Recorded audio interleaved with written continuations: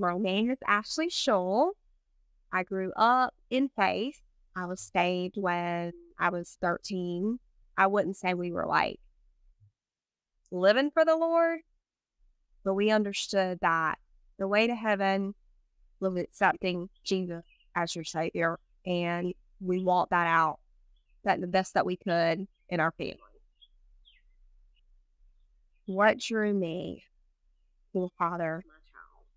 That was a time in my life where I was very lost. And I was insecure. And I was looking for love in all the wrong places. I was looking for, I think, security, to be affirmed, giving that over to someone else since I couldn't find it within myself at that time. And though saved, I didn't have a relationship with the Father. So I wasn't getting affirmed by Him. So I was looking for others to affirm me. I think too, I was young. I mean, I was 16 and just trying to figure out life and make sense of things. That I came from a lot of trauma and instability in the home, and just trying to find my way and distract myself in some ways. And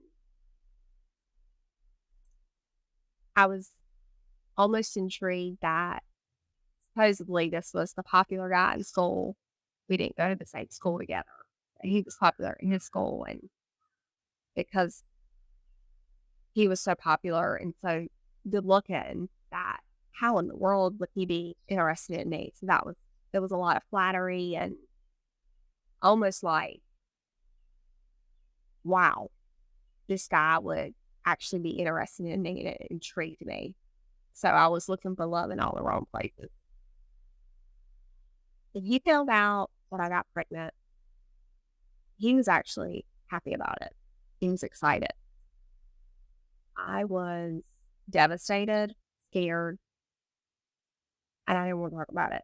I had already gone into survival mode and problem solving. That's kind of all I knew growing up. When there's a problem, we need to fix it.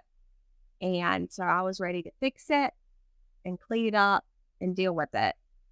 I didn't know how, but our responses were completely different. He was welcoming of it. I was not. Whose idea was it to get the abortion? Is almost, it really wasn't an automatic idea. It was actually something that I didn't think on. It was more like, how do I solve this? And what does that look like? I did not tell my family that I was pregnant. So I was not getting any feedback from them. But I did have someone I dated for a very, very long time. I was close to their family. And they actually really wanted me to stay in relationship with their son. I wouldn't say that they encouraged me, but they were willing to support any decision that I was willing to make. So I would say that a person did not encourage the abortion. I would say fear motivated me to seek out to take care of things. When I think about the logistics of the abortion and just the process and how it ended up getting to that point, I was so paralyzed with fear, and I was so in shame. I didn't want to tell my family. I was embarrassed. I just wanted to clean up the mess. And it's been so long, God. I'm trying to even remember how I figured out where you could even have an abortion.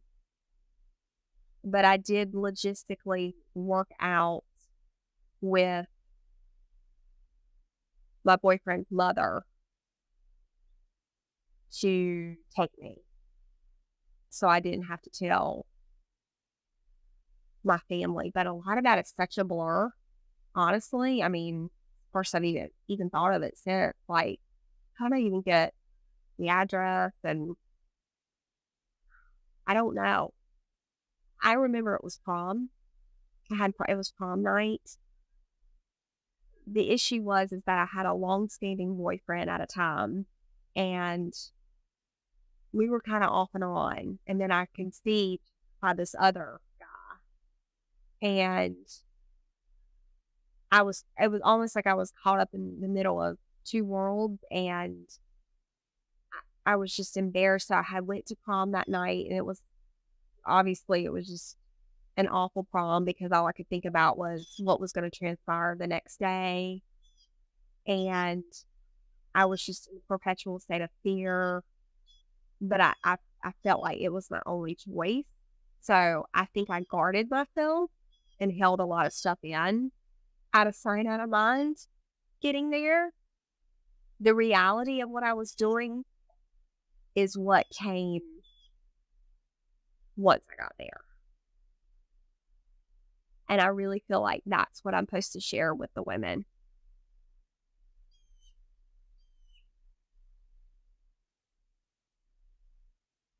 The times that we live in, abortion is so glorified, and we don't talk about the realities of what transpires in these clinics. But I think it's important as women.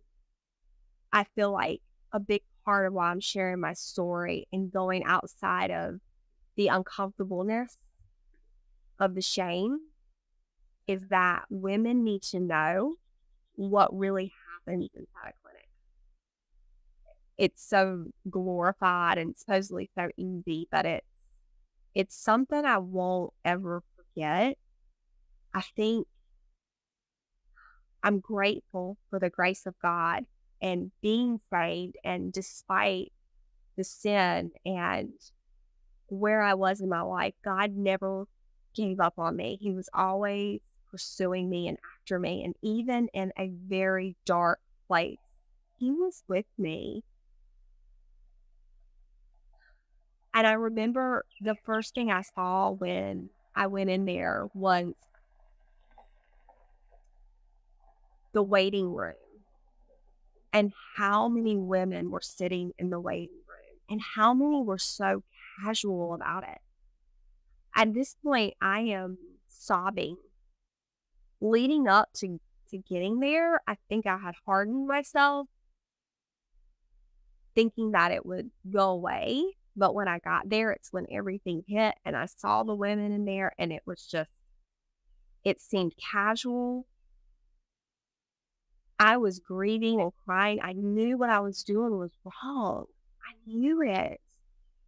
But I felt like I had no way out. I was in so much shame and fear. And I remember one of the girls encouraging me, like saying, well, this is like my second or third. And I was just like, I was so taken aback. I couldn't imagine coming enough. It was bad enough where I was. And that really hit me and stung me in that moment. And then when they called me in the back and started taking my blood work, and I'm sobbing because I know I don't want to do it, but I don't feel like I have a choice. I'm too scared to go home and tell my parents. And I'm just embarrassed. And the nurse was just very nonchalant. It's no big deal. You don't need to cry. It is a big deal.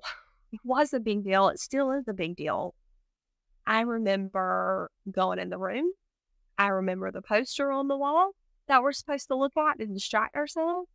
I never got an ultrasound. Nobody tried to talk me out of it. Took my money. Don't worry about it. Really, just, I was feeling it, but I was treated very casually about it. It was painful procedure. I actually had to, have the DNC type operation. I want to say I was like 7 or 8 weeks. And then going into the waiting room and all the girls in there just crying, and it's like a horror movie. It's awful. No one's in there and feels liberated. You would think that you're going to get free once you take care of your sin, but it just birthed more sin and more condemnation and more guilt. I didn't feel liberated and didn't feel better.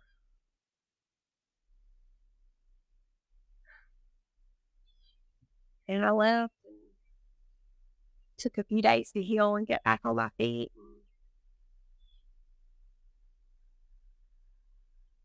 And I still ended up telling my family what I did not long after, because it was it was too painful to lie and to hold that in. And I know it was by the grace of God. But there's such a lie going around about abortion being glorified and somehow you get liberated and free from it. But all it does is birth more sin and more trauma. And I left there empty on every side. Empty room, more traumatized and fear, trying to escape what had to be confronted anyway. And now I've lost my child. When I think of coping after, I don't think I did. I was so traumatized that I needed to tell my mom. My mom and I were really close, so keeping anything from her was really hard. And I felt like I just vomited all over her. Like, Mom, I did this. And Mom's reaction was utter shock and devastation. And she was more upset with me that I didn't tell her than anything. She obviously upset about the loss of the child, but she was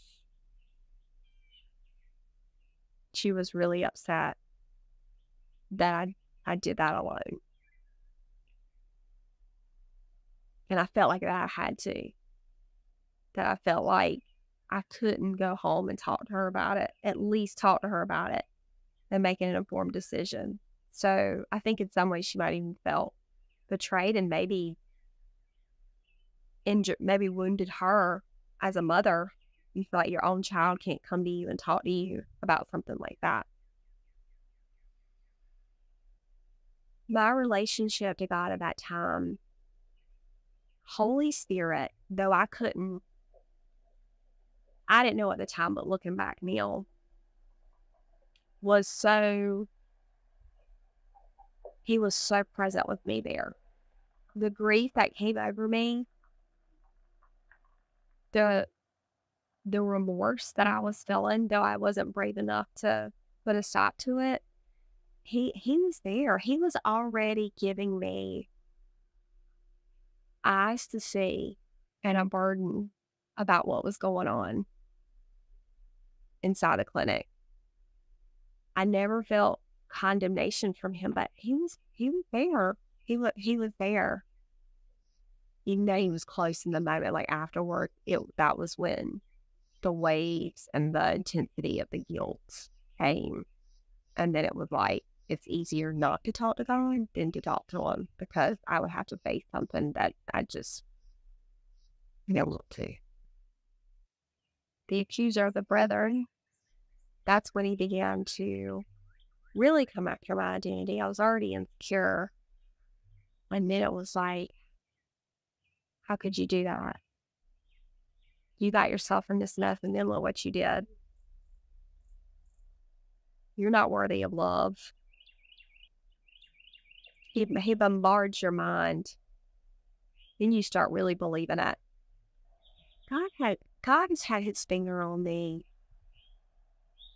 since I can remember. And I always had a barometer of high morality And I just couldn't lie. I just could not lie. And I had to live in truth. And I actually, when I think about God's redemption and how he was pulling me out of the dark place, I remember driving down the highway. I actually wasn't even thinking about the abortion, but he brought it to mind and he invited me to receive healing from him. And I think I actually remember going to get my driver's license. Funny the things that you remember. Once I started kind of recalling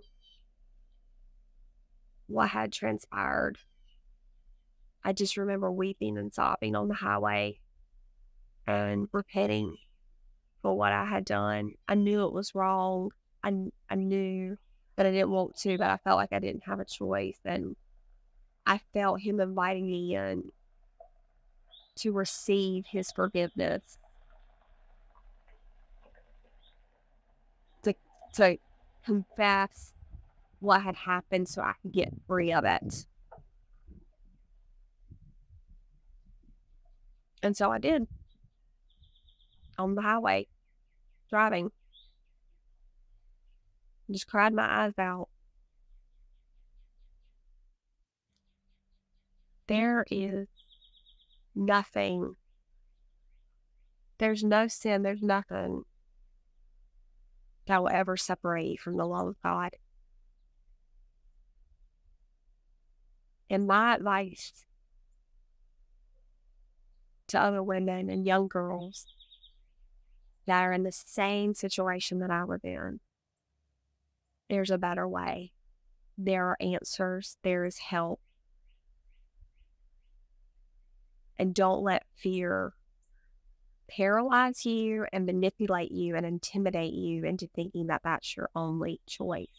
There's someone you can talk to. Don't let fear hijack your brain. Have you been through any sort of healing where you've got to either learn the name of your child who's in heaven or see him or her? Actually, earlier today, I had some prayer to see about seeing my child, and I saw a boy, cute boy. Well, I've got two other really beautiful, handsome boys, and he looks a lot like them. I actually saw him wearing a tie, which makes sense to me because I always wanted to dress them up when they're young and look cute, because when they get older, all they want to do is wear gym clothes. The tie seems to have represented justice, that he would have been some sort of attorney or in legal, and that he would have been an advocate for life as well. So he's actually rooting on his mama right now for what she's doing. I get to be his voice now. When I think about what I would say to him upon entering eternity in heaven,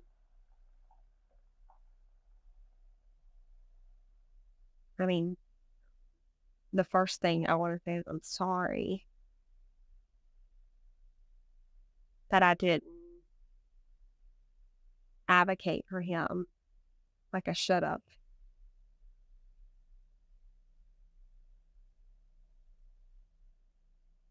I'll probably be like I am right now with my children. I just want to grab them by their face and look at how beautiful they are and just love every inch, just take in his beauty that I didn't get to experience here on earth. And when I say beauty, I don't just even mean superficial. I mean, children are they're just so beautiful and intricate and detailed. And I just want to look at all his features and, what he looks like, and just enjoy what he looks like and hear his personality. And does he even sound like me? Does he have an accent like me? Not all my kids sound like me. I just want to embrace him, give him the embrace that he deserved. wow, he should have been on earth. I think for a long time I've not thought about him, not because I don't care, but because I think it was easier not to, because I just felt bad about what I had done. And so I just kind of didn't think about it. And it's not until you start having kids, as I've gotten older and now have kids, that you go, wow, what I've lost.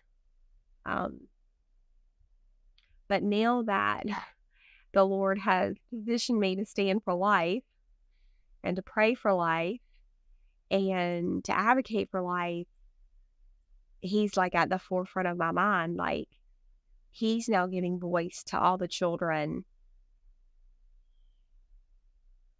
that either were lost or women are now considering having an abortion. He can now give voice to them. So now I think of him in that regard, like he was stolen from me, but this is a way to give his voice back purpose. So he's with me. He's with me now. And that's why I'm doing this. I want to honor my son, and I want to see other women who have endured the pain of abortion be brought back to life, their voices, giving their children voices, and bring purpose to something so terrible. Because God is a redeemer. He works all things for good. And there's nothing more honoring than I feel redemptive as my son's mother to open up and be honest about what I've done, so that now his life has a purpose still here on earth, and therefore will birth purpose in others, because they'll be able to tell their story and give their children purpose. And with the eternal view that many other babies can be saved when they truly know the truth of what abortion really does and what it is. I sit here with this white linen on in the righteousness of Christ, not proud of what I've done, but I sit here free and liberated and without shame, because I partnered with the greatest exchange, and that was Jesus, where he died for me. He died for the sin of abortion and gave me his robe of righteousness. And I don't live with any shame or any regret anymore. I'm a free daughter, which gives me the freedom to speak about this.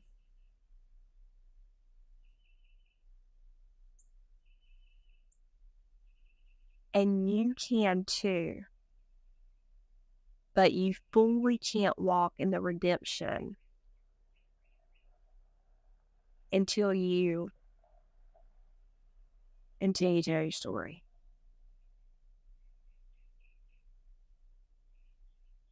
You see, we overcome by the blood of the Lamb and the word of our testimony.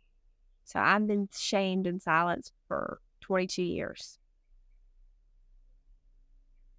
So God gets glory, not from the ugliness of the story per se, but he gets glory because you get to see what it looks like to be blood bought and redeemed and not have to walk in shame.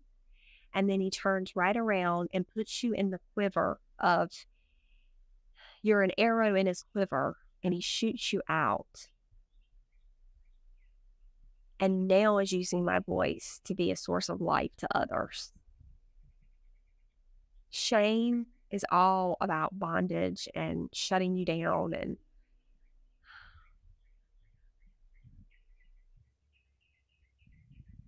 It's time to use our voices, to give voice to the voiceless, and to give voice every time a woman tells her story. Some other woman is being empowered, and another child is being honored in heaven. And that's important to me. So I didn't get it right when I was 16.